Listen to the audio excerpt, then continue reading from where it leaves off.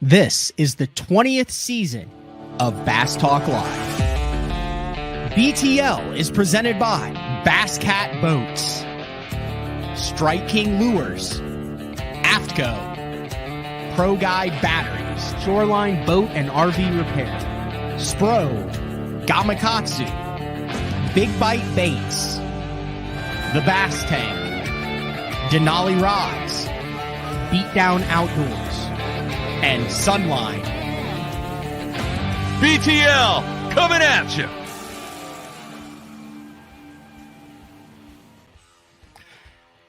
Good morning, and welcome to another exciting edition of BTL, Bass Talk Live, where we are going to talk fishing. It is an ice bowl in Oklahoma. I walked outside this morning to see exactly how icy it was, and the next thing you know, I was laying on the grass, and as I... let's just say when you hit 39, you're not as agile as you used to be in your late 20s. I'm sure if you've been there, you've had that moment where you feel agile until you realize that you are no longer agile. And as I rolled around the crunchy grass with approximately a half inch of ice on it, I realized that my days of agility are in the past. So it's kind of weird because everything's frozen, but the season is like 8 days from kicking off. There's a Toyota series that kicks off this week on Okeechobee. The Open kicks off the following week. But right in between there, the Bass Pro Tour Stage 1 kicks off January 30th on Toledo Bend. One of the guys who will be there is, I've known this guy a long time, consider him a friend. We used to hang out more, and then he got a 75-foot yacht, and he goes out and he catches marlin and all these fish in the ocean. He's never around to hang out anymore. That is Gerald Spohrer. Ed, you're about to be a dad. You got a lot going on, Gerald. Thanks for jumping off BTL, returning to BTL. How you doing this morning? I'm doing well. And just to set the record straight, you've been invited. I know. I've been busy too. So the one time that I did go with you, I will say this: it is a top 3 fishing experience of my lifetime. Yep. I'm serious, and I've done a lot of cool stuff. I will admit that in my day, but the time you took me down to Venice, top 3 fishing experience in my lifetime for species, scenery, company, and experience overall. Well, we do it way better now. You couldn't get better than that. Yeah. I have a lot more versatility down there now. I have a lot more capabilities. We have our camp set up and the boats and I'm way more outfitted now. So it'll be an even better experience next time you come. When we went, we put in Venice, just like in your boat, like your bass boat, just launch normal. And then I don't know how the hell we didn't get lost, because you're running through marsh and backwaters, and then you'd randomly stop and just be like, here, let's catch some largemouth. Whack, whack, whack. And then you'd be like, here, let's catch some redfish. Whack, whack, whack. And you'd be like, here, let's catch some speckled trout. It'd be like every cast. And then we get to a spot, and then we catch a bunch of sheep's head. And then you're like, all right, this is what we really came for. And then we were catching redfish that were, how long were those redfish? How long are they out there? Like 40 inchers? They were 20 pounds. Yeah. Like 20, every cast. Pounders. Yeah, as many as you want to catch. And then we hooked we hooked that one thing. I had no idea. It might have been a manatee. I have no idea what it was. Some sort of shark or something that spooled me. Or it was a cool experience. And then on the way in, we caught some more bass. So, but you do the offshore thing primarily now. Yeah. Now I'm set up to be able to do full blown offshore marlin, tuna, any kind of bottom fishing, swordfish. That's one species that I target a lot now. You know, the last guy who started targeting swordfish now lives in the salt water and no longer bass fishes. So just be careful with that. You'll end up pulling a crete and getting stuck down there in the salt. The drawing power for the salt water is exceptionally strong, because like if you see it, you can catch it. Like you go out knowing you're going to catch something giant, right?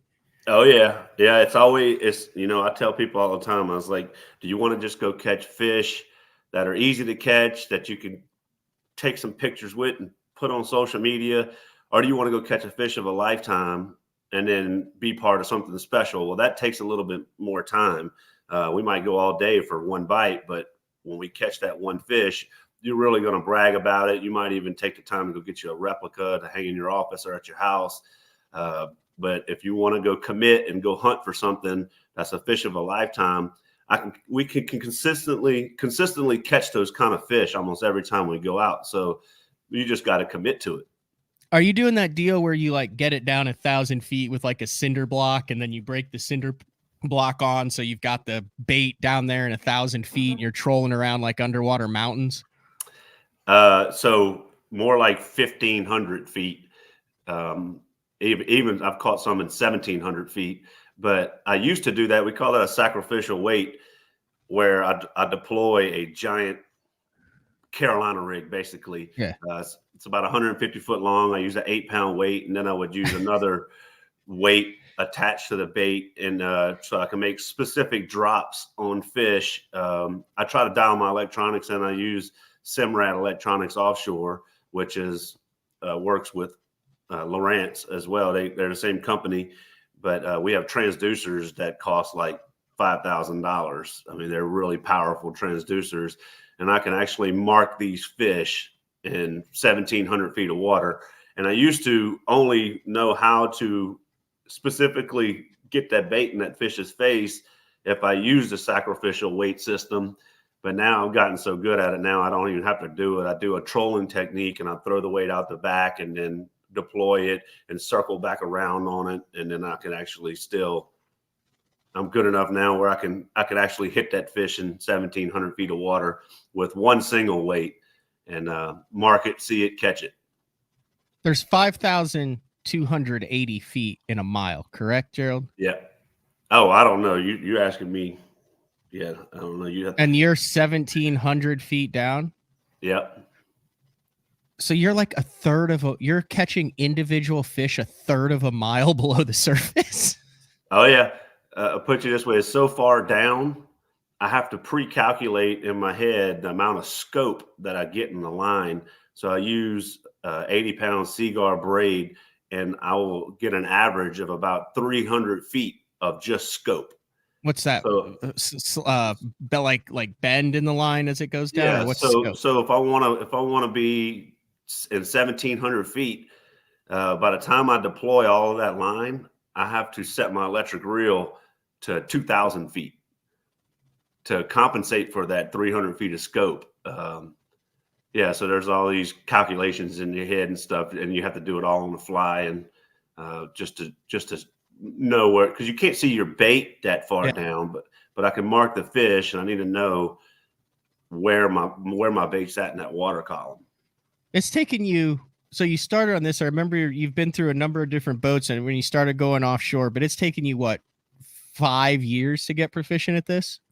Yeah. My first boat, and this is all going to lead into the whole point of this deal of why I started this whole saltwater thing. But my first boat, the only way I can really afford an offshore boat is I went and bought a really old one. It was like a 2003 model contender, and it was pretty much shot. All the electronics, all the rigging, the fuel tanks were corroded and leaking. And I took this boat and I completely ripped all the electronics, motors off, pulled the console off of it, cut the floors out, put new fuel tanks in it, which was 300-gallon capacity. You know, these are big fuel tanks. Mm-hmm.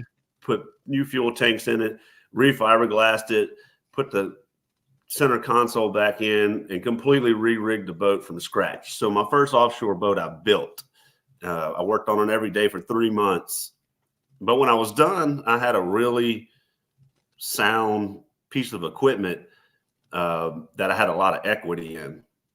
And so I used that boat for a little bit, and then I turned around and sold it and rolled that equity into my first catamaran. And I bought that boat prior to COVID. And then when COVID hit and the boat prices went insane, I was able to sell that boat and ended up with a bunch of equity in it. And then so now I'm like compounding equity. And then I rolled that into the boat I have now, which is a machine. I mean, this is a locally built catamaran. They built them in Louisiana, called an Encore, and this boat, I leveraged the Miami Boat Show and was able to get a slip in the Suzuki booth in Miami, and then put this boat in the Miami Boat Show for demo rides. And then I leveraged that with all my sponsors to rig this boat out and build it. And now I have a ton of equity in this boat, but I was able to get in a boat that I would have never even dreamed of was possible by just constantly compounding in it and finding ways to get deals on things and make it worth everybody's while. And now I have a serious offshore fishing machine. I can actually fish tournaments out of this boat. Is it a aluminum hull? Yeah. Okay. I think I found it. I want to make sure. We'll do the screen share to show what it is. Is that it right there? Like something like that? Yeah. That one has quads on it. Yeah. I have the twin engine. Mine's 33 feet long, 10 foot wide. That's a 40-foot model right there with quads. That's the one we're going to build in probably 2025. That's freaking cool. So that reminds me, what is have you heard of that? It's on YouTube. The guy who starts and he like buys something at a garage sale and then he flips it and then he flips it and then he flips it and he like starts out with like a ballpoint pen and he ends up with like a house. Have you ever seen that? That's basically what you've done with offshore boats. Yep, that's it. In a roundabout way. So I've learned to take advantage of the relationships I have in the freshwater world, and a lot of all of my sponsors are freshwater, saltwater companies. They work on both ends of the business, and so it actually costs me money not to be building a boat right now, because I can get my electronics, my engines, sound systems from Wet Sound Audio. Electronics come from Simrad, engines, Suzuki. If I need jack plates, Bob's Machine, I can go on down the list. I can build an entire boat, and pretty much the only thing I can't get a deal on is the hull itself or a trailer. But everything else I can rig a boat out. Now we're talking about electronics packages for an offshore boat. They're 3 times the cost of what we put in bass boats, and you already know how much we spend on those. Yeah. So that kind of leads into what the show is about today, which I love it when anglers reach out and say, hey, I have something that I think would play really well with a Bass Talk Live show, which is exactly what you did. And it really caught my attention. And that was leveraging sponsors, making relationships in the industry without primarily relying on social media, which is exploded over the past 2 years to where you have guys that are like, well, I'm not a social media guru. I might as well not even try anymore.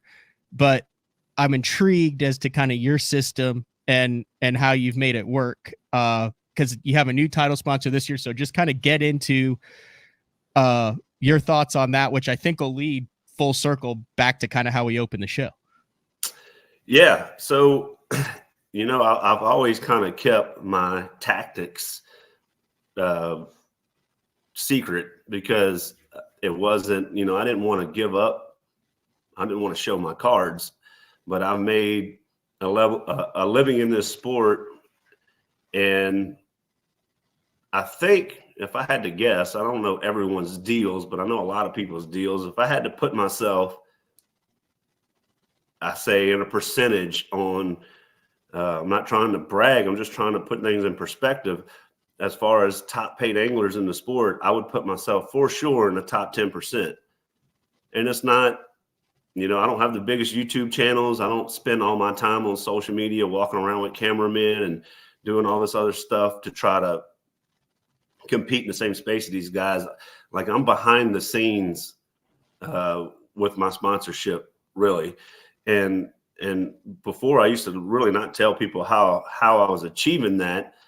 But then as the years went on, this last non-endemic sponsor I have, which is Brown and Root, which is a huge industrial service company. They have 10,000 employees, and it's actually a 100-year-old company. They made their 100-year anniversary in 2019. and this company has never ever been in the sport of bass fishing. I don't even know if they've ever even sponsored anyone before. But it got their attention because over the last, let's see, I've been professional fishing for 9 years now, and I've had a non-endemic sponsor in this category since I started my career. And then there's some other ones that noticed the exposure these companies were getting, and then they came in. You have 3 or 4 different companies in the same part of the industry that are sponsoring other anglers now, and I like to attribute that to the original. I'll put it this way: I had a 6-figure non-endemic sponsor when I fished the opens before I was even a pro. And I'll tell you how I did that and how I made that worth it to them. But that led to the next sponsor I had, which was SWAT. I was with SWAT for 6 years. Well, SWAT's in the position now where the company is, getting bought out with investment groups and everything else, just like a lot of big businesses do. And it's not 100% privately owned anymore. So, almost every sponsor has an expiration date on it. But if you can get 6 years out of a non-endemic sponsor, that's really good. Absolutely. And then that led to other competitors in the space sponsoring some other anglers because they liked the presence that they were getting. And they actually had customers asking questions to these other competitors in the space, saying like, hey, why y'all don't sponsor an angler? And then next thing you know, they're sponsoring an angler. And then that ended up coming full circle. Whenever the SWAT deal was going away for me, I only talked to one other company, and they knew about professional bass fishing because they had some of their direct competitors sponsoring anglers. So they knew about that marketing avenue. And so it was not, they weren't unfamiliar with it. They knew exactly what I was talking about whenever I presented it to them. And then that's why I ended up with Brown and Root, because it over the years, we've kind of brought these companies into the industry, and that ended up helping me in the long run to get the next one. And so then I started thinking about it, and I was like, you know what? It seems now whenever you look at all these competitors, whether it's Bassmaster Elite Series or whether it's Major League Fishing, they're just covered up in endemic sponsorship. And I noticed 15 years ago, there was way more non-endemics in the industry. And we've lost focus on trying to get these sponsors. A lot of them was brought to the industry by the organizations like FLW, how they brought in all that Walmart stuff and everything. It was just, hell, it seemed like 50+% of the sponsorship was non-endemic 10 years ago. And now it's just everyone's got the same jersey and the same wrap. And it's like, whoa. And everyone's also at the same time talking about how there's no sponsorship in the industry and they can't make any money and they're starving to death, basically. It's like, because y'all are just going down the same path and y'all are just following each other. It's kind of like the blind leading the blind. It's like, hey, dude, break off and let's go. There's so much sponsorship around you. You just have to identify it and come up with a plan to get it. And so I said, let's start having this conversation because it helps us all. They always say a rising tide floats all ships. So me bringing companies like this into the industry has helped other anglers get these kind of sponsorships. And who knows if a guy can go out and get a Coca-Cola or whatever, or a Shell Oil or Marathon or whatever, come and bring those companies into the industry, they start getting the attention of other companies, and then more anglers start getting these types of sponsorships, which these types of sponsorships pay tremendously more than the endemic sponsorships. All right. I've always had this question, Gerald. You're the perfect guy to answer this. You're talking sometimes $1 billion companies that we're talking about. You're talking high end, like SWAT is like a lot of welding stuff, right? Mm-hmm. And you can throw Brian Knighton with Knighton Industries, big supporter of professional bass fishing. His team series are kicking ass right now that are airing on TV. Brian also owns a bait company, Epic, and things like that. But you see Knighton Industries on the side. He started with Goldbeck back in the day. Goldbeck had the Knighton wrap. You're talking about Brown and Root here. So exactly what type of value are these massive companies seeing? Because like if a guy like me, like are they looking for just exposure? Are they looking to use you to solidify deals with potential customers? Is it a feather in their cap? Like what is the whiffum, as Mark Jeffries, who hosted the show for 18 years, used to say for me, the what's in it for me for them? Obviously we know how well they're supporting the anglers, but what does the company get out of that sponsorship to help them ultimately sell more product, become more valuable, get more deals? Yeah, so I'll tell you specifically with what my expectations are with Brown and Root. Yeah. And then we can, that doesn't work for every single non-endemic. You can't just say, oh, this is what Gerald's doing for Brown and Root, and this is what I'm going to go offer somewhere else. You have to, we'll get into that, but you have to identify what a company's needs are specifically and try to deliver on that. That was a fair question, though, isn't it? That I asked. Yeah. I didn't want to throw you completely off track, but that's always been my main thing is I get it. I understand it. It makes sense. But how does that benefit these multi-giant companies? So Brown and Root, they're in a growth phase right now. They're growing rapidly. So anytime a company is in a growth phase, that's whenever they want to spend more money on marketing because they're trying to grow. But they're not going to just spend money. Let's get down to the reality of it.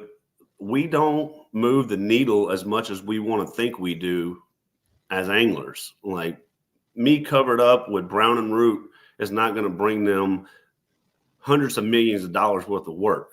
It may help bring some brand recognition to the industry, which potentially could lead to, say we're at a chemical plant. If you don't know this industry, I'm just going to keep it in basic terms. But if you're at a chemical plant, and you want to hire Brown and Root, or you want to hire a company to come in there and do what we call a turnaround, and the turnaround might be worth $5 million. And then it's like, all right, now we're going to put this up for bid, and we're going to invite 10 companies to come put a bid in on this turnaround. Well, they might not even been thinking of a Brown and Root, but that brand awareness just reminds them. They might say, we need to make sure, oh, I forgot about Brown and Root. They're a legitimate company in this space. Let's go ahead and send them a bid invite and let them come over here and bid. And then they have an opportunity to go in there. It's just, I remember one time we did a survey. Bassmasters did this because I asked for this marketing report whenever I first got on the Elite Series. They figured out that 30% of the industrial industry follows bass fishing. Okay. And so I don't know what that number is now. This was an assessment that was done back in 2015. Okay. And so 30% of that industry. So no matter what chemical plant or refinery you go to, someone in that plant follows what we do and sees that logo. And you're the foot in the door. The foot in the door. That's you. Yeah. So that from the marketing perspective, they like that just to basically keep the logo in front of someone's face and then present it in a different, it's not just a billboard on the road, it's presenting it in a more fun manner. Like attaches the brand to a person and then gives them something to follow and become a fan of. That's been the whole theory of the type of marketing you run through NASCAR or anything else. It's like you become more personally attached to a brand when you have a person that's competing. And so it gives more substance to the brand. And so that's the method there. And then, but that's only one part of it. And then my expectations with Brown and Root, I guess my deliverables, as I created this whole offshore fishing thing, and that was an investment that I made in myself, because I wanted to offer something to sponsors that was more valuable to them. So a lot of these companies, they'll pay to take people on hunting trips. They'll pay for these charter trips. Well, a charter trip in Venice, Louisiana is about $3,000 plus the cost of fuel. So a day trip, for 6 guys to go on a day trip tuna fishing, it's going to cost a company between $4,000 and $5,000 just for the trip. That's not counting the lodging. So I invested and I built a camp in Venice, Louisiana. I got a boat now that's suitable and comfortable to take anyone on these trips. So I can house them, take them fishing. I cook for them, and you know how I like to cook. You're damn good at it too. I'm gonna wine and dine them. So they're getting a return on their investment, and they're getting their marketing dollars and basically getting all those marketing dollars back in something they'd spend anyway. And you're developing a relationship with them, and you're offering something that no one else can. It's a brilliant strategy, Gerald. Yeah, so I went and got my captain's license, so I can be a licensed captain. So if I'm gonna take the plant manager for a giant customer, from a liability standpoint, it's like we have a license. The salespeople can tell their customer we have a licensed captain on retainer that can take you on these fishing trips, and then come to find out they may be a fan of Major League Fishing or me in general. And they're like, man, I really want to go fishing with that guy. Can I bring my son? And they'll bring their families and everything. And then it's all about, these companies spend a lot of money on business development and relationships, growing these relationships with these customers to build that trust. Because when these plants talk about they're going to shut down for X amount of days to do a critical path turnaround, they want to hire people that they can trust, because they can't afford to deviate from timelines.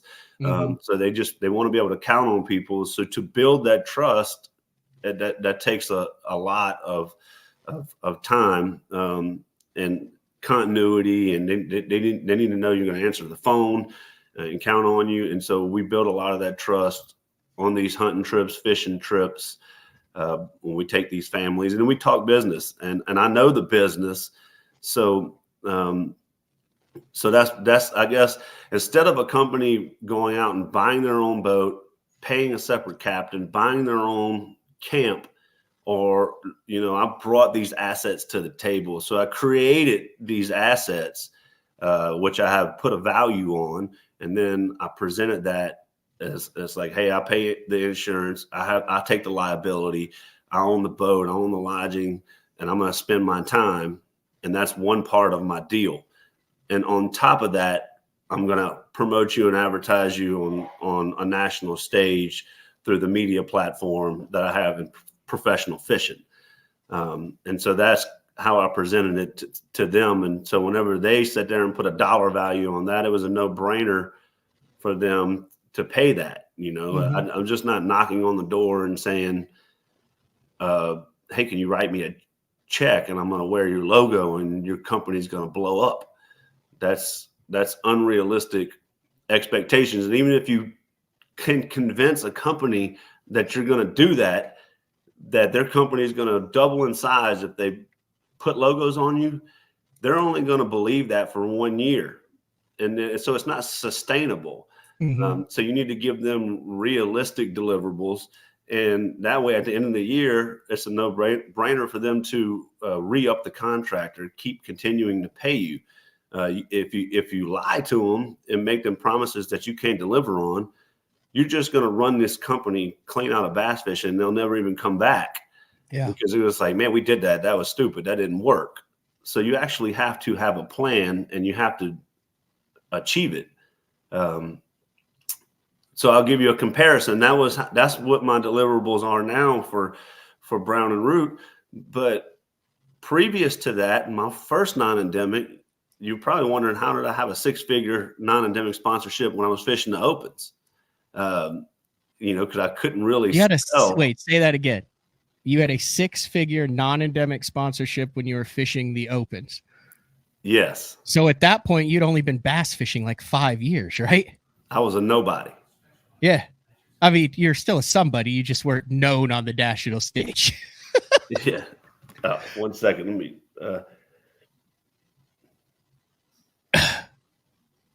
I'm interested in hearing this. Yeah. So,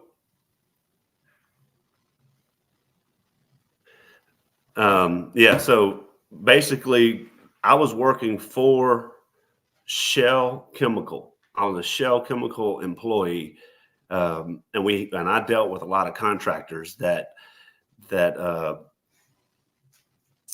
that came into the plant, and I oversaw them.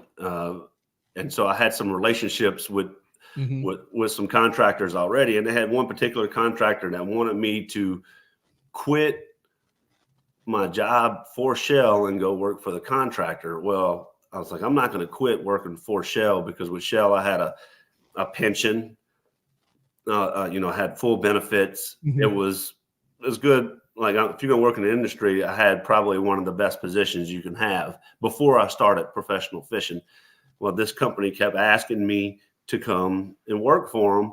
And at the same time, I was just starting to fish the opens. This was in 2013 is whenever I was fishing the opens.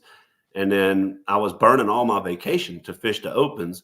And then I finally was like, man, if I'm going to go pro, eventually I'm going to have to quit my job. And it's going to be really hard to quit my job. So I was always planning ahead, trying to save my money. That way, whenever I did make it to the Elite Series, I would be able to walk away from a company like Shell. Well, after having a bunch of conversations, I kind of hit myself on the forehead. I was like, man, come up with a way to work for this company and still bass fish. So then I started thinking, title sponsorship, you do whatever you can to get it. And really all you're trying to get out of the company, instead of just saying, I'm trying to get money out of you, you're just trying to get flexibility to be able to fish whatever you want to fish.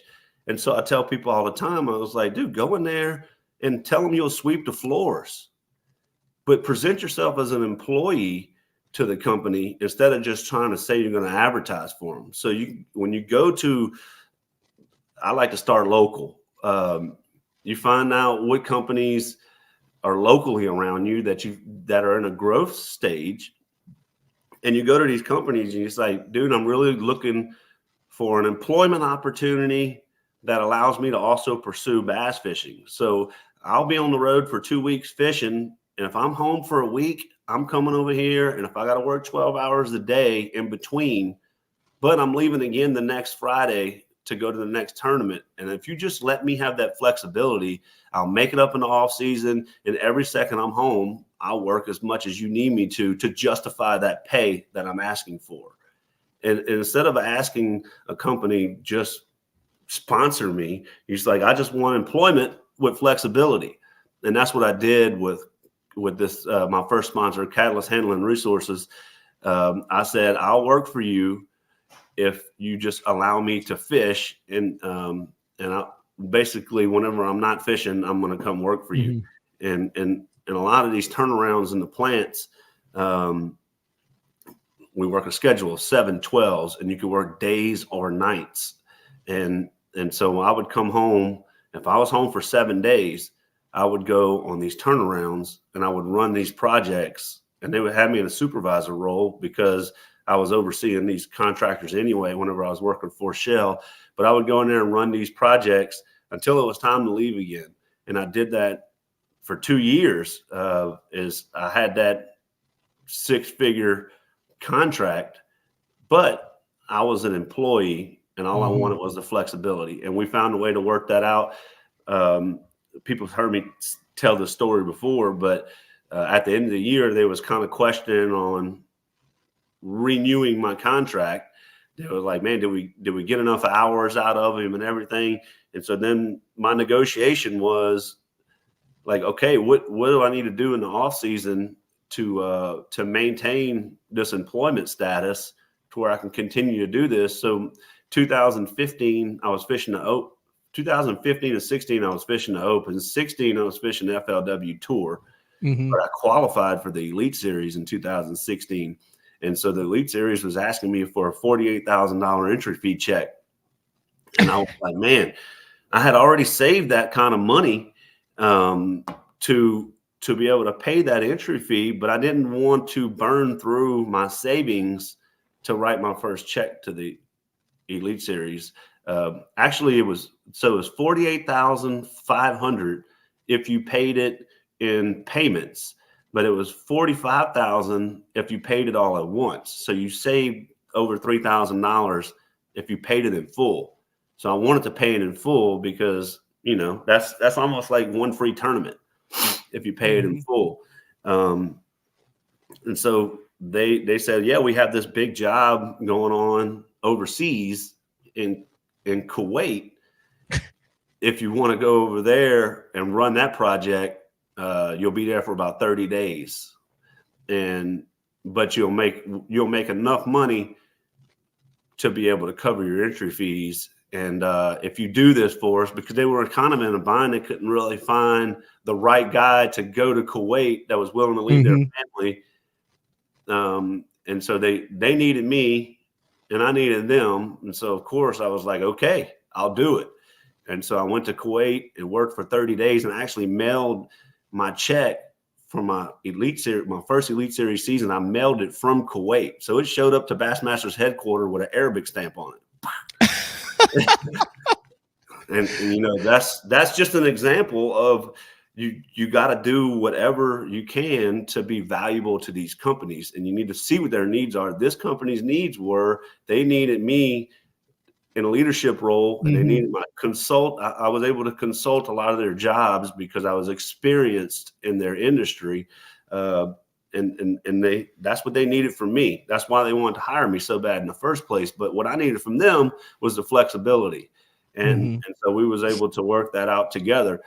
So that was how I got my first big non-endemic. And then I was also going into these plants, these chemical plants and refineries. I was going through the gates and onto the job site with a wrapped truck with a bass boat wrap on it, you know?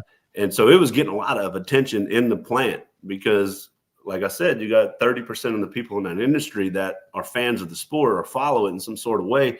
They were all walking up to me on job sites, taking pictures with me and stuff. And then that got the attention of of SWAT, because I was working on jobs side by side with SWAT. And so SWAT, the owner of SWAT, Johnny Holyfield, he's a big time bass fisherman, and he was trying to grow his company.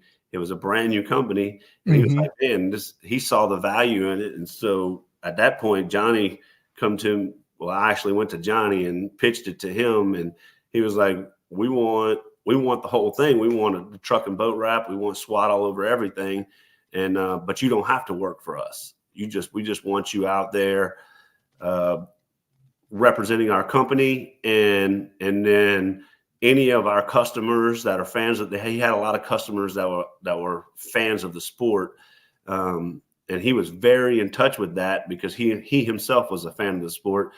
So these people that wanted a chance to go fishing with me, I would take them fishing. So which could close a multi-million-dollar deal for SWAT a couple days on the water with you if they're between a couple companies, right? And we got a guy who's going, hey, I got a guy. I got a guy. I got Gerald. He's my guy. He fishes the top level. You like bass fishing? Here, hop in the boat and let me give him a call right now. And then they go out with that. And then it'd be like, dude, now all of a sudden they're in the lead. So that is where their money that they spend on you makes them a bunch more money in the long term, because all you have to do over the entire course of their relationship is close one deal that pushed that company over the edge, and you've just made them millions. Yeah, and in a very simple type of way.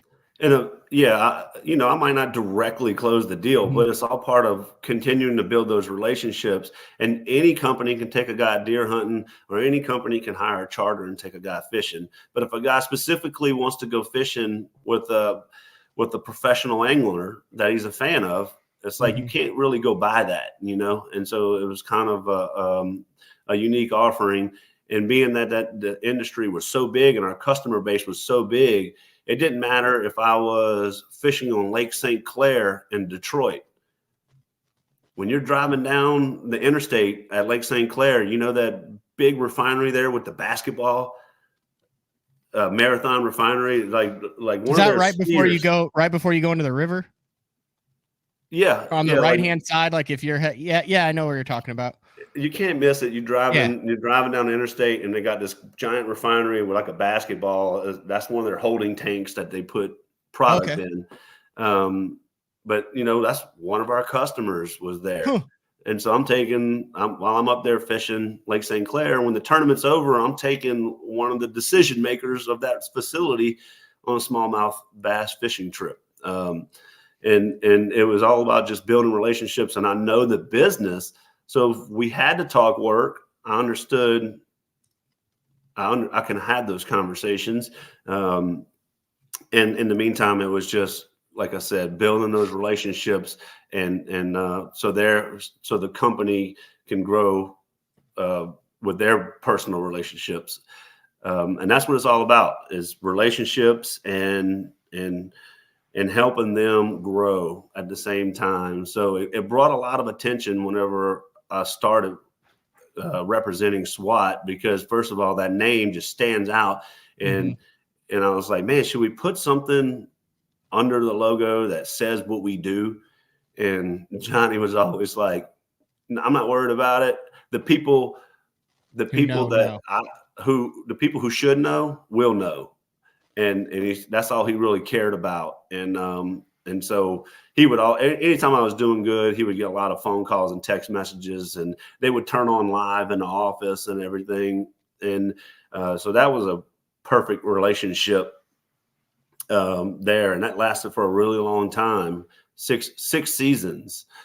And then whenever the opportunity came up with Brown and Root, Brown and Root's they're already huge, but they're at another growth stage. They're trying to achieve another level. And so it fit for them, but to justify it, I had to bring a whole nother strategy. And then that's when I decided over the years to try to bring these assets and then to maintain my SWAT deal. I knew at some point they got to the point where they have already grown, and the marketing side of it wasn't as intriguing to them. And so I started creating these assets, the camp down in Venice, the offshore boat, and offering to take people, not just bass fishing, but on these big excursions out in the Gulf of Mexico. I felt like if I can do that for their customers, then that would make me more valuable, and it would prolong my SWAT relationship. And then, and so whenever SWAT was ready to go, I had created all this stuff. And then now whenever I present this to a non-endemic sponsor, not only do I have a media deck that shows all the exposure they're going to get, I also have this whole other strategy to save them money and build these relationships. And then I have the resume to support all that now. So it helps. So if you're a guy who's fishing at BFLs and you're like, man, I don't have time to get off to practice, I want to do this, you can take your strategy. Now you're dealing with big offshore boats and billion-dollar companies and at the top level of professional fishing, but you can just scale this down to your local level. Like I just wrote down, construction, car dealerships, plumbing, real estate, any of that stuff. Take what you just said and some of the key components that you just said, and you can leverage that to instead of just going and say, hey, do you want to put your logo on the side of my boat? And they're like, no, showing them the value and the return at it at a smaller level.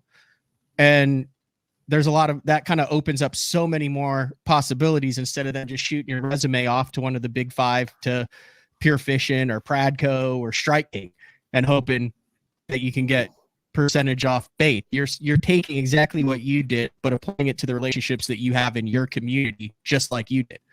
You can do it at any level and for any type of company.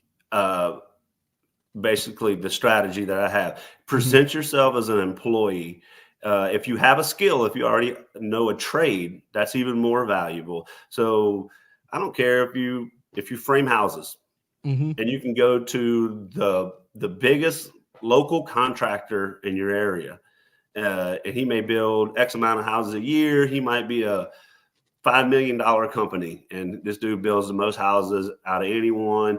And he pays his guys $25 an hour, whatever, his top hands. And you go to him and you're like, hey man, I want to represent the company. The only thing I'm asking you to do is give me the flexibility, and I'm going to come over here and I'm going to frame houses when it's all said and done. You can't just have the mindset that, oh, I'm just going to fish. Mm-hmm. You have to have the mindset is I'm going to work and fish, but you just need to allow me to fish. And I'll make it up. And if you have the skills, you might be, before you decide to pursue professional bass fishing, you might be the top guy at a company. So you can go to whenever, that company might say, well, we're not going to let you fish. But then you can go and offer that skill set to a competitor and say, hey, dude, if you just wrap my truck and boat and you pay me a salary, basically, I'm going to make the time up whenever I'm not competing. And y'all come up with an agreed upon schedule on how much you fish and all this other stuff. And then that's how you get that sponsorship. Instead of thinking of it as like, oh no, that just makes me an employee. It doesn't matter what sponsorship you get. For any sponsorship, whether it's endemic or non-endemic, for it to be sustainable, you're going to have to work for these people regardless. 100%. That happens in fish. It happens running a podcast. Yeah, you're going to have to put in the time, whether it's on the water or going to shows or whatever. Regardless, you have to commit the time.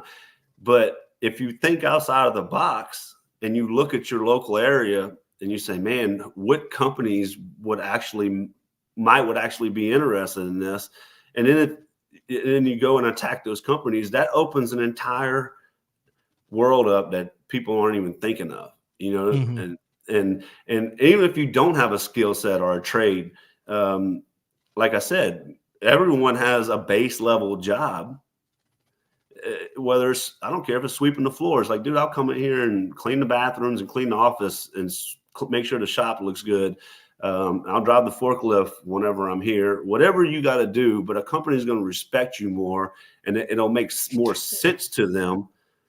And if he's like, well, okay, all right, how many hours am I actually going to get out of you? And you're like, well, when I'm home, I can work as many hours as you need me to, which may be 40, 50, 60 hours a week. And he starts putting that on paper, and he's like, I'm going to pay you a salary of this. This is what I pay my guys. That costs X, and you're going to work X amount of hours for me a year. If you guarantee me that you're going to work 800 hours a year, then this is the sponsorship, the Mm-hmm. bonus they get out of it for the flex. I mean, I guess for the ability to the willingness to be part of this.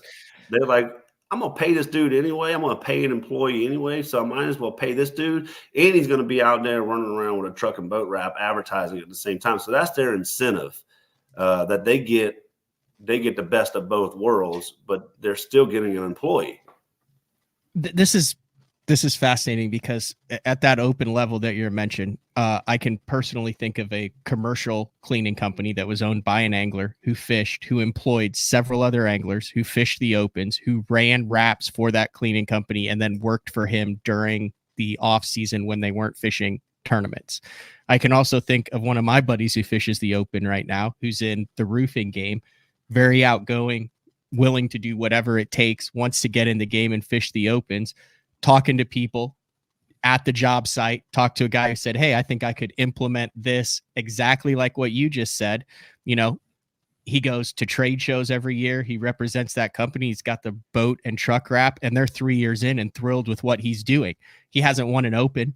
He hasn't fished at the top level, but he's taking his skill and his trade, did exactly what you said, except on a smaller level, and he's comfortably fishing the opens now because of it. What you're saying isn't hypothetical, like it isn't a fairyland thing.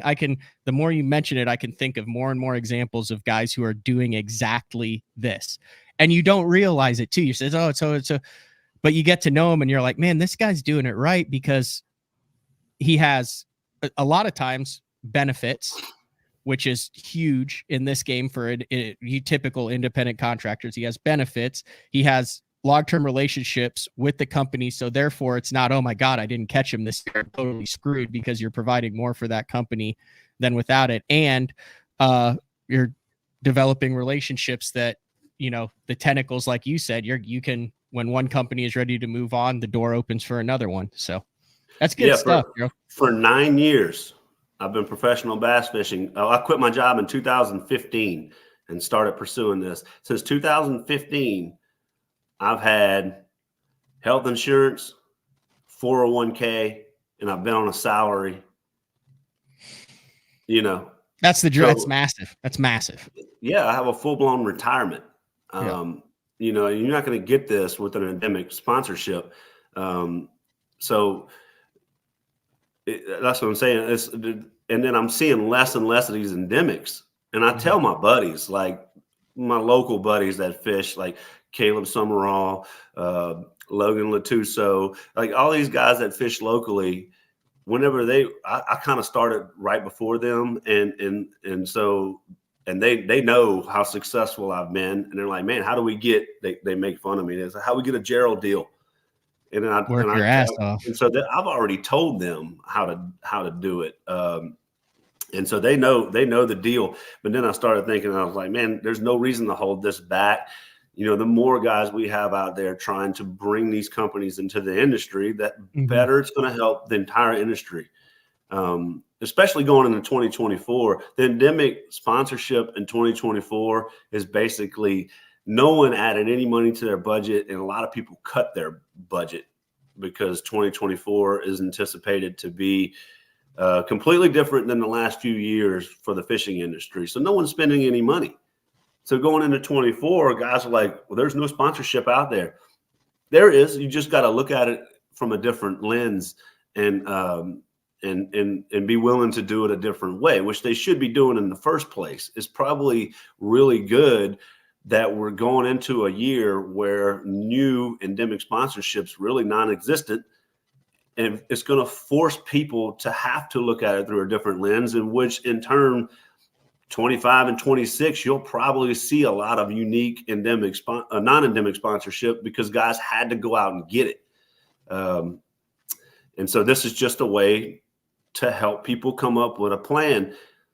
The biggest thing you could do is wherever you live, there's something, I promise you. And you got to identify what that is, like who that is. Learn everything you can about their company. Figure out what you can offer them, and then come up with a plan to approach them. Find out if they like bass fishing or not, because it's a lot easier. You don't want to walk in there and present this whole idea to them, and they don't even know what the heck you're talking about. So you really want to try to find those companies that kind of already understand. But there's a lot of people at Brown and Root that doesn't know anything about professional fishing. But since they presented this deal to them, they're all on board. They all are excited to follow me now. That's cool. Yeah, they're like, oh, I guess we're going to start watching fishing now. They didn't even watch it before. So it is possible for you to go to a company that doesn't know anything about it and bring them into the industry. But it helps if you've got a guy or two who kind of understands how it works. Yep. And it also helps if you know someone like an aunt or an uncle or a friend or whatever that already works for a company.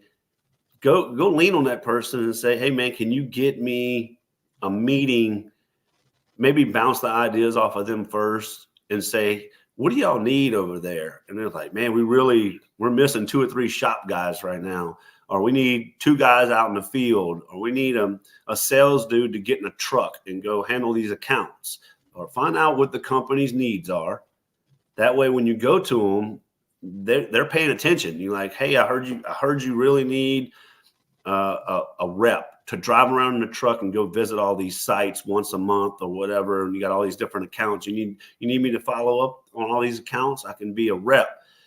And then they're like, oh, wow, I got this potentially top. Employment's really tough these days for a lot of companies.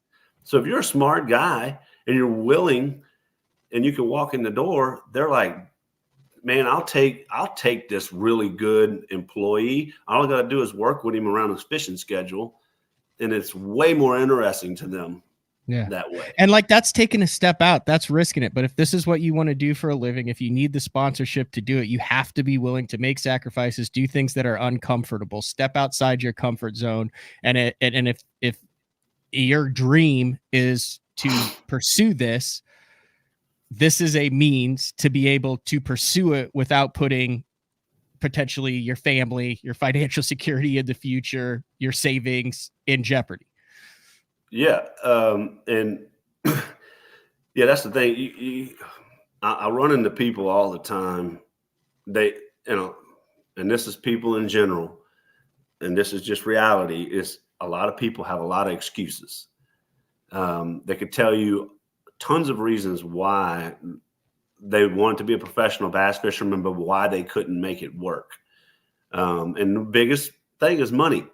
I can't afford it. I had a family, all this stuff. But, very few of us in professional bass fishing were able to afford it when we started. I couldn't. How can I sit there and justify a $48,000 entry fee check, which was half of what my complete salary was.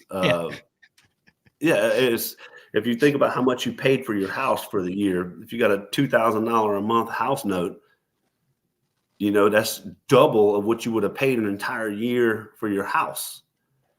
So you can't justify it. I don't care what you say, but if you like, I need to make this work, this is what I want to do, this is ways to make it work. And you got to actually build a business plan, have a strategy, and make it all a sustainable strategy, not like a far-fetched, I'm going to put my logo on this stuff and this dude's phone's going to start blowing up, because that is not going to happen.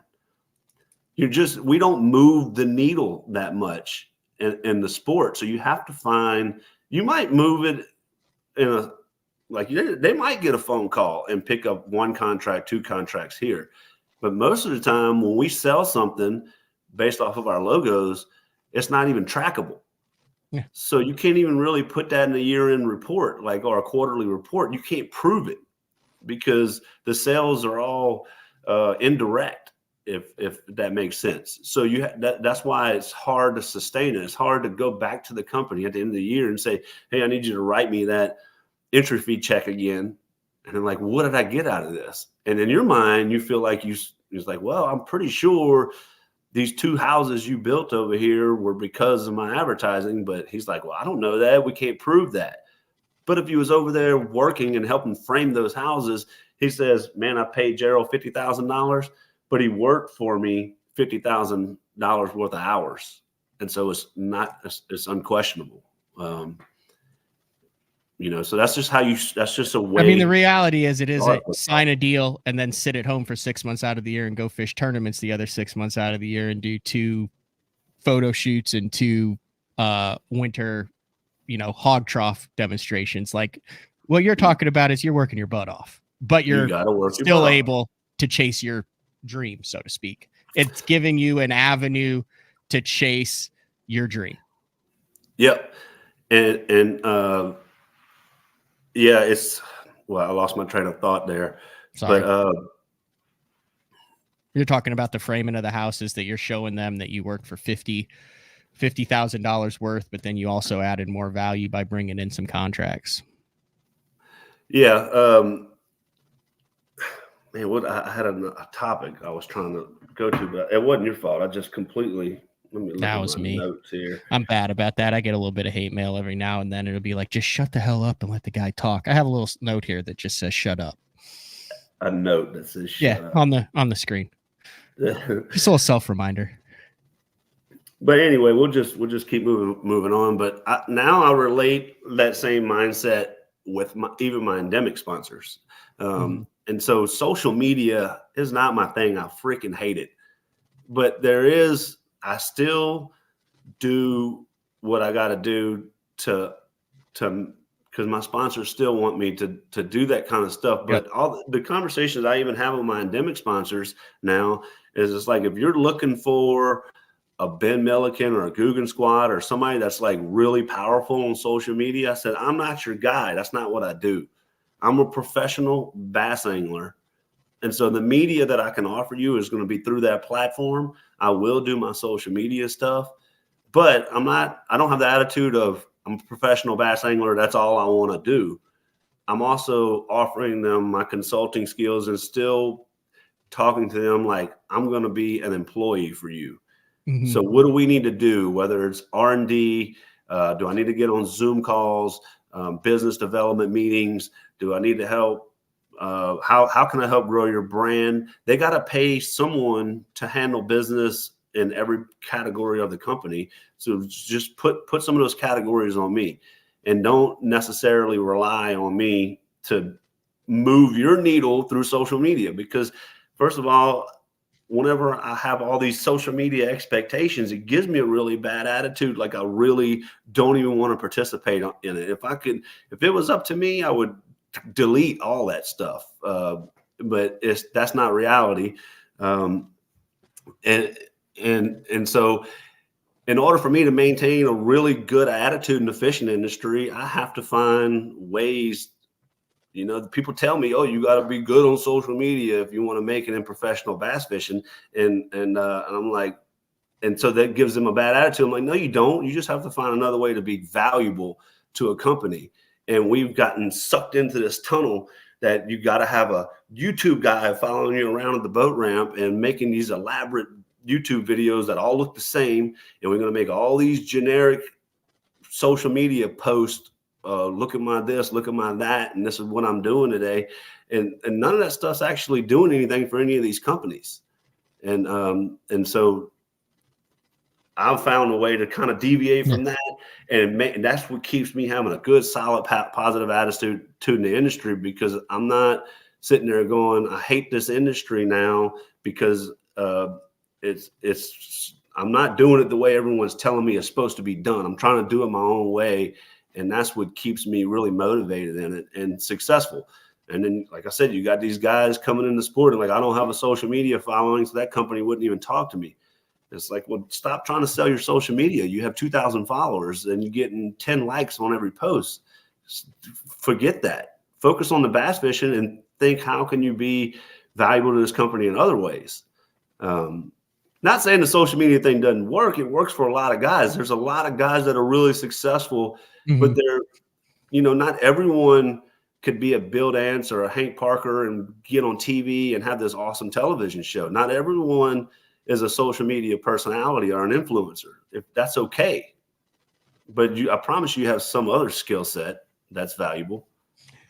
What's interesting is this past hour, hopefully it showed, the big sign, the big logo that's on the jersey or that's on the boat, where typically, guys will go, he must know someone. He must have a buddy or a brother that works there. What you've done over the past hour is shown the substance behind that logo and what goes into it, and actually show the value. It's way more than just, hey, I'm sure there are some of those deals where the guy calls and he's like, hey, I need a tax write-off, and it's the guy's brother or uncle. It's like, I'll just, whatever you need, I'll sponsor you. But those are, rare. But what you just showed is, something that has nothing to do with bass fishing to the general world, who you like. I would look at SWAT over the last 6 years, and yeah, I knew what it was because they sponsored you, but I will never be a SWAT customer or a Brown and Root customer.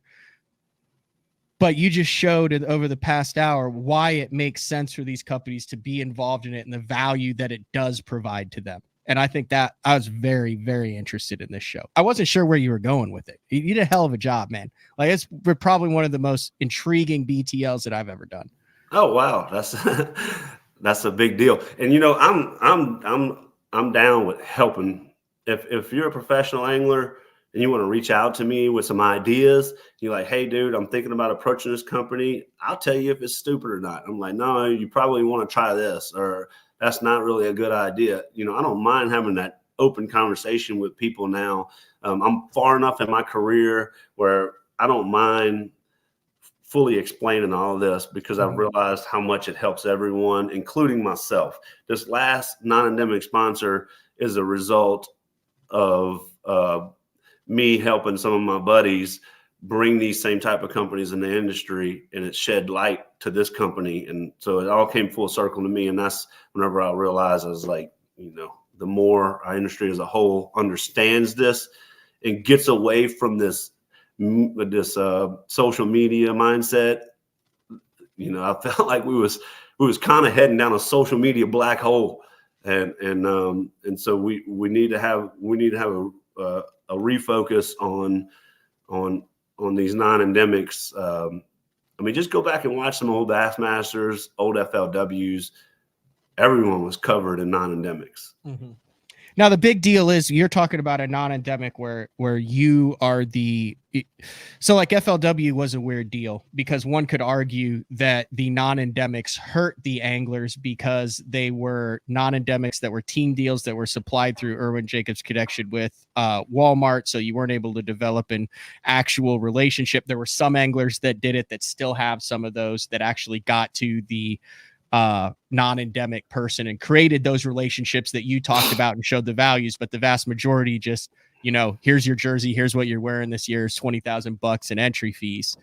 But yeah, what you're talking about are individual relationship non-endemics more so. The team deals were there, but I don't know how much the anglers actually benefited from that personally and developing a relationship with those companies, how much they were just like, hey, you're the Pringles guy, you're the Cheez-Its guy. Now, Bohannon's one of those guys who developed a relationship with the people at Pringles. I had him on a show, and we did a whole show on how he gives value to Pringles still to this day, fishing the opens. But he works his butt off behind the scenes just like you do.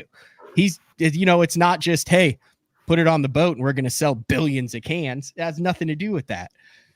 Well, you have to force these relationships.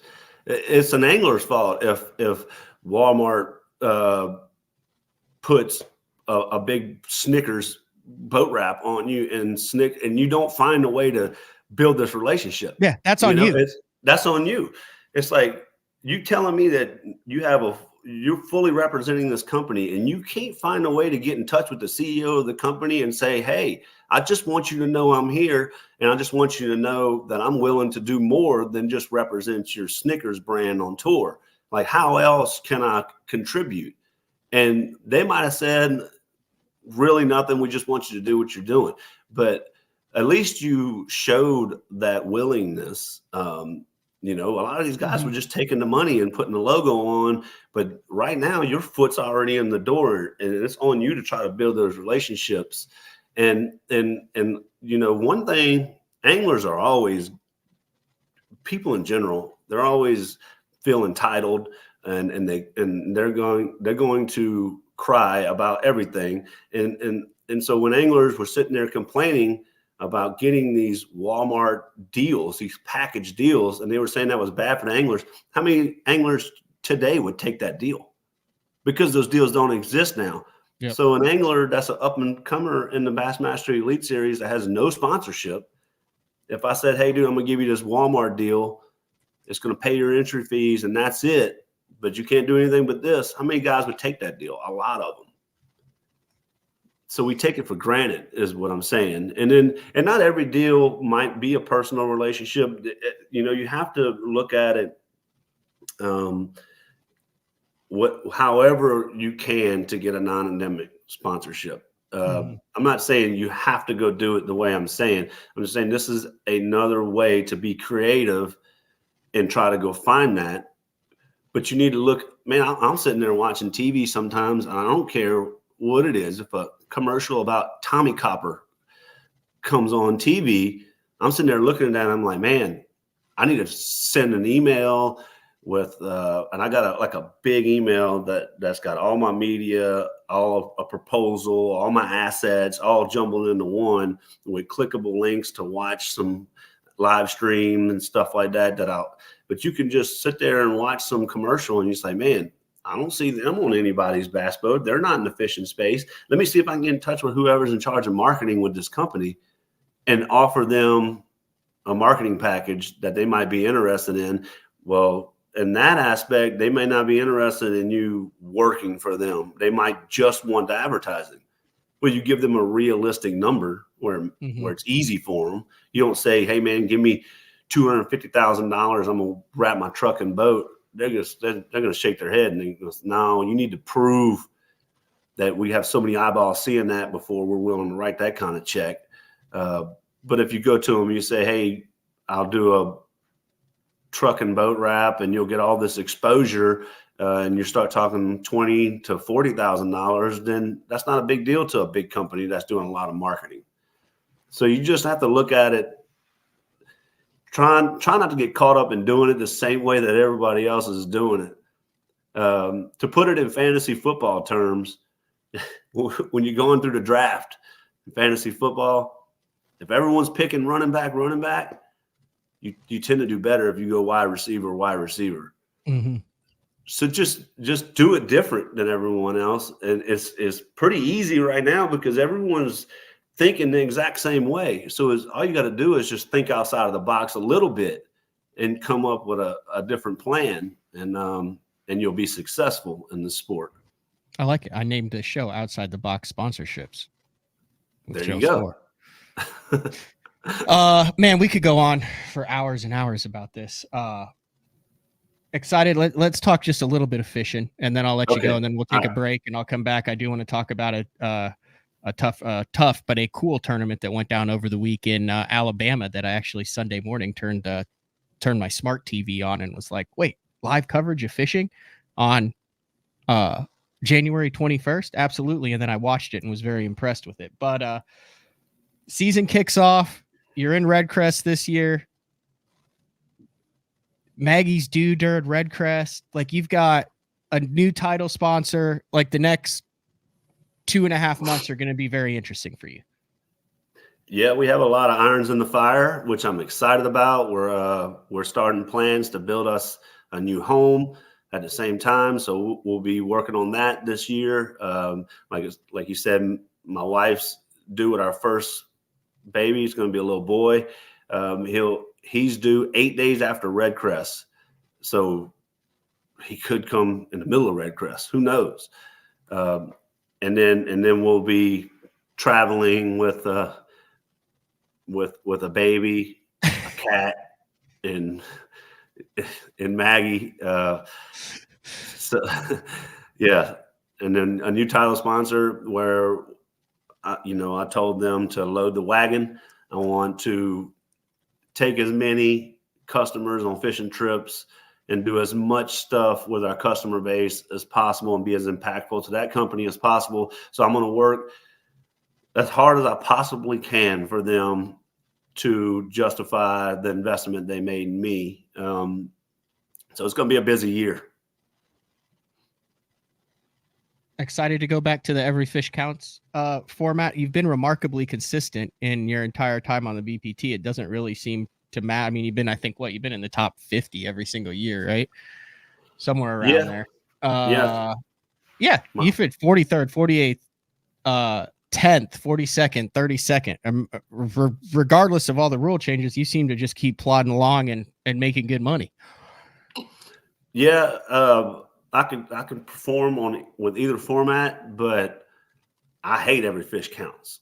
It just, for me as a tournament competitor, I like to be able to slow down in practice and be able to build strategies around 5 fish and make moves like, I got my limit. Now, how do I go catch a big one? And then telling the stories around all that kind of stuff that is what I love. That's my passion.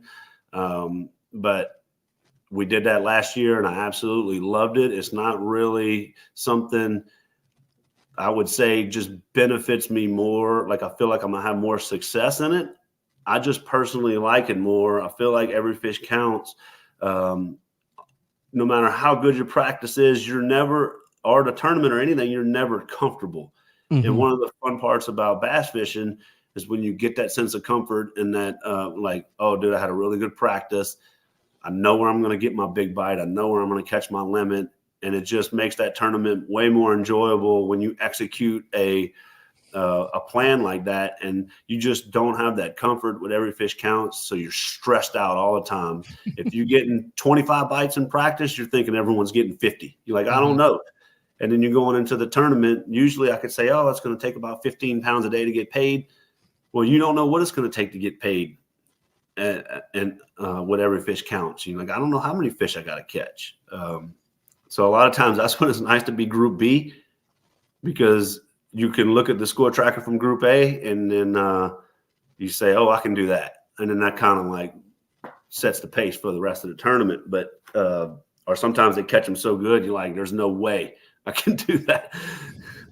Yeah, there's no ceiling, I guess. Yeah. So, but I'm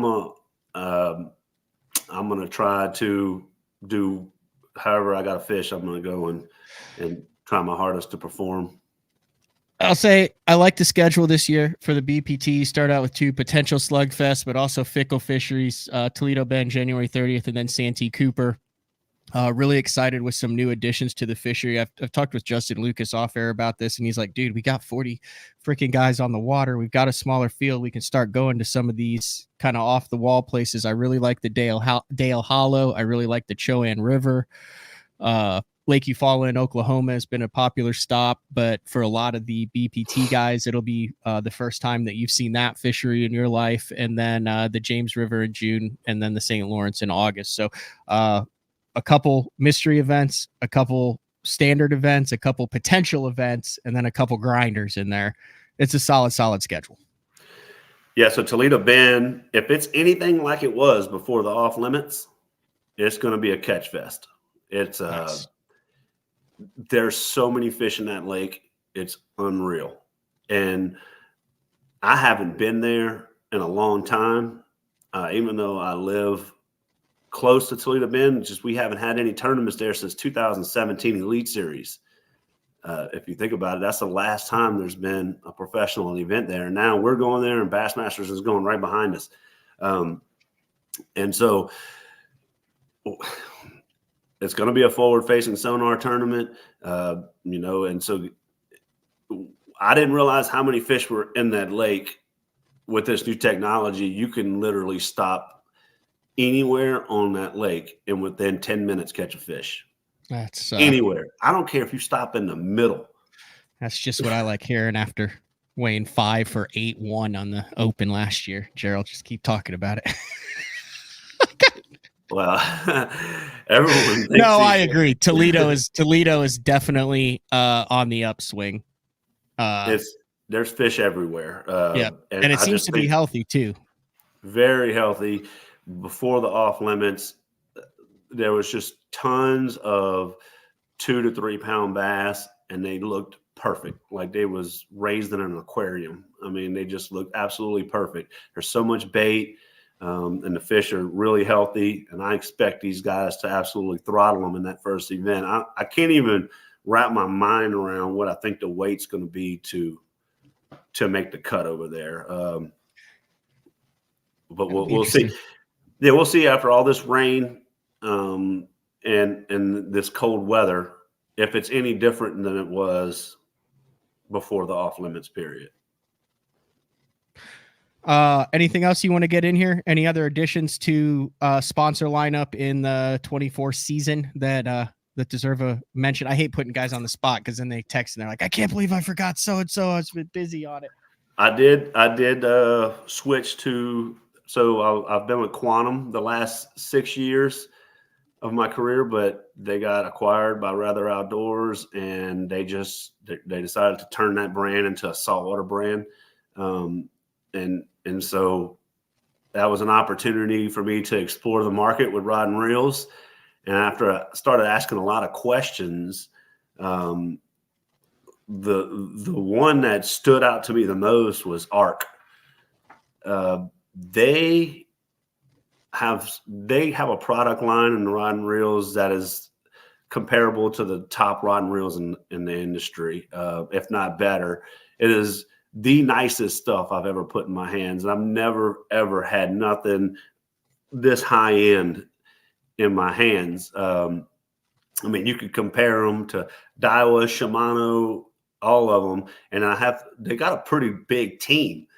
And I started asking some of those guys, I was like, is this stuff really that good? And they all say the same thing. They got $300 reels, $300 and something rods, but they have price point stuff too. And then when I put the the $120 reel in my hand versus the $300 reel, that they're very comparable. Like I can't tell the difference. They seem like even the low end stuff, the lower end stuff is really high quality. And so, and then my buddy Randall Tharp, you know, he's my boy, and he got his whole line of rides and all that stuff. And so he was one of the main reasons I said, let me really check this out. And then I met Louie with ARC, and I feel like we're buddies already. You know, dude, I sat next to Louie at a industry banquet one of the mornings of iCast last year. And I didn't know him at the time. And he's like, hey, Louie, you know, ARC president, whole dude, big fan of Louie. I've eaten awesome. One breakfast with him, and like I said, I feel like I'm like buddies with him, and I've met him for like 30 minutes. So that's something just to end and to wrap it up with. But whenever you have really good non-endemics, it allows you to focus on endemic sponsors that you truly, really want to work with. And so it allows you to be a free agent and say, man, do I take this little $2,500 or $5,000 check? I'm gonna take whatever I can get, but I really don't like that product at all. You can either pick those kind of companies and be miserable and not have any growth in the company, or if you have a really solid non-endemic, you can say, this is the clothing line I want to be with. This is the bait company I want to be with. The rod and reels I want to be with, and then when you enjoy the product with the companies you work for, those relationships naturally grow. And so that's why I picked ARC, because I love Louie, and I like everybody on their pro staff, and their product is second to none. So that's my only other deal for 2024 besides Brown and Root. I like it. Thank you for jumping on and talking about this stuff. I think that was a valuable show that will definitely help a lot of anglers, regardless of whether you're in the Toyotas or Invitationals trying to make it to the BPT, or the Opens trying to make the Elites, or the BFLs wanting to step your game up, or anything. Yeah. And even if it's a BFL, you know, even if you're like, man, I can't afford that, I want to fish X amount of BFLs, it's going to cost me a couple $1,000 between hotel, gas, and a few entry fees. Go to your boss and just say, dude, you give me 3 extra days of vacation, and I'll give you an extra 20 hours worth of work if you just help me here. You know, and you could do it at every level, whether it's a BFL level or Opens or whatever. If you like, I just want 1 entry fee paid for, or 2 entry fees paid for. You can negotiate time for money, and that's really how you got to think about it. All right, Gerald, I'm going to let you go. Check out Brown and Root. It's a cool website. They spent some money on their website. I learned all about it over this morning since you came on to talk about it. And then Brown and Root has 10,000 employees. That's a lot of employees. That's a lot of employees. So we got 10,000 new fans in bass fishing. Yeah, they got 10,001 now. Oh yeah. with you on it. Yeah. After the way you worked. All right. Take it easy. Good luck. Yeah, you got a lot on your plate. Good luck. We'll just focus on the first thing in front of you, which is to catch him at Toledo Bend in 8 days. Yep. That's it. Hey, do you do any hired out trips or anything as a captain? Like if people want to go out there and fish with you? I started a new show on Fridays called Guide Day. Or do you kind of keep it? No, it's all private with the sponsors that I work with. Yep. If you want access to those excursions, then sponsor me. That's all you got to do. And I'm a package deal. There you go. All right. Take it easy, Gerald. All right. Take care. Thanks. See you. All right. That was Gerald Spohrer. Very interesting show. We're going to take a break. When we come back, like I said, talk about what I would consider the first event of 2024. Also some stuff going on the West Coast. BTL on a very icy and snowy Monday, January 22nd. We'll be back right after this. The new Puma STS has been redesigned from the ground up. With the angler, design, function, and performance in mind, Nothing on this new offering was compromised, and the only thing carried over from the previous version is the name. Based on the Soft Touch series hull that started with the flagship Jaguar, this new model is nimble and performs incredibly well at all speeds with either a 250 or 300 horsepower engine. Featuring a new 96-inch wide-body footprint, this hull measures out at 20 foot 7 inches in length. Industry-leading design coupled with tournament-winning performance. The Puma STS from Basscat. Feel the rush.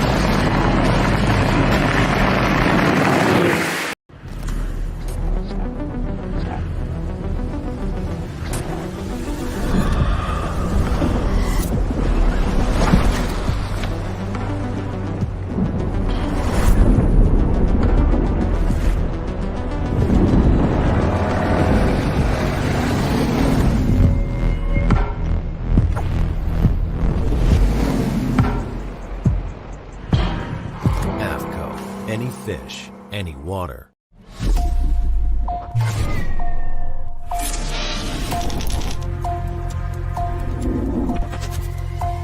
Everything you need, one legendary brand. Taiwan Strike King. Elite Series Pro Daryl Gleason here. My Pro Guide batteries keep me going on those long tournament days and long practice days. Always plenty of juice, never fail. The best part about Pro Guide batteries, it's the people behind the company. They have over 40 years experience in the battery business, keeping all of us fishermen out on the water longer, catching more fish. Check them out at ProGuideBatteries.com. Having confidence in your tackle while on the water is one of the main things to success, in my opinion. In the last couple of years with Denali, I've had just that. From anything from spinning rods, casting rods, tungsten products, even now to casting and spinning reels, I have the confidence to go out there and get the job done and know that all my equipment is going to handle it and do it just the way I want it. The thing about Denali is you've got great quality products at a great price point, so make sure you check them out. All right, we're back. BTL on a Monday. So I got up yesterday morning. I'm trying to, it's chaos if you listen to the show I did with Matt Steffen. I'm trying to get ready for the Bassmaster Open that kicks off next week on Lake Okeechobee. I'm actually in really good shape now. Spent the last couple days working on it. But I turned on my smart TV and I saw recommended under YouTube was to watch the ABT 100, the Alabama Bass Trail. Now, I guess Kay Donaldson runs that. Luke Duncan is like the MC of that. Darian, they had a couple guys that are involved with it, but it was a really well produced product. They had, I think, at least 3 boats on the water, good audio, good commentating, like a studio. You're talking about a little under 100 boats, $1,000 entry fee, the Alabama Bass Trail. It was on, I believe, Neely Henry, or no, one of those spotted bass lakes out there. Yeah, I think it was. No, it wasn't Neely Henry. I don't know where it was. It was on wherever. Oh, no, I'll be able to tell right here. Logan Martin. It's on Logan Martin. But I was very impressed with it. There were 700 people watching on YouTube when I was watching it. I don't know how many people were watching. They had sponsors, commercial breaks, and then you kind of go through the list of anglers that are fishing this ABT 100, and it's a very eclectic group of talented anglers. Wesley Gore, Canterbury, Tom Frink, Justin Atkins, Hamner, Alan Glasgow's Fish a Classic, Alex Davis, Brent Crow, Sam George, Trey Swindle, Jimmy Mason, who was just on Guide Day, Kelly J, and Johnny McComb. So you're talking Elite Series, FLW Tour, Opens, local legends. And then it was won by Jed Lamb and Andrew Loberg, who is a California transplant. We've had Andrew on the show numerous times. It's like in his mid-20s, transition from California to Alabama. They had 1752-1. So just something that I saw that I wasn't planning on watching that popped up, and I ended up pouring a cup of coffee, working on tackle, and watching it for 2 hours. So very impressed with that. Working on a show for tomorrow on Wednesday, big show on Wednesday. Emil Wagner, the 2024 AFCO Bass Boot Camp recruit, will be on to talk about fishing all 9 opens. And then we return with Uncle Frank on Thursday. Then I am headed off. We have a full week of shows recording this week that will run next week while I am in Okeechobee, so you will not be missing any BTLs. Like I said, once again, Gerald Spohrer, thank you for reaching out. Very cool show. And there's a lot to digest in that show. Just a lot of different, but something that everyone can take out of how it's done. And he's done a very good job of doing it. And I've seen firsthand, like, he's not blowing smoke. That's how he's doing it. And kind of pulls the curtain back on some of those, what I would call unique non-endemics, where you don't really see the direct correlation between bass fishing and that non-endemic. But after that show, hopefully you kind of understand how it works a little bit better. All right. Yeah, I got to take the truck out. We'll see if we can make it without ending up in a ditch in the first 50 yards. It's been another edition of BTL. Same place, same time tomorrow. Later.